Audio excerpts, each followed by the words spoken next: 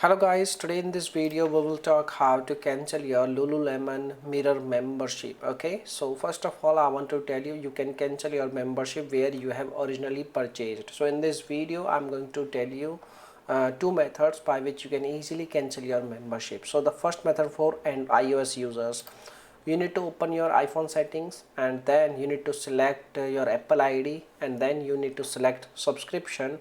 Then you will see your all the active list of your apps in the subscription list, and you need to select your mirror app. Okay, and once you select your mirror app, you need to follow the prompts and you can cancel your subscription. If you have taken your subscription on Android, in that case you need to open your Play Store and you need to tap on your profile icon and you need to select payment and subscription, and then you need to select subscription. Now you need to select mirror app and then you need to follow the prompts and you can cancel your subscription of Lululemon mirror. Okay, so by using these ways you can easily cancel your Lululemon membership. And now if you have any other questions, you can make a comment. I will reply you very soon.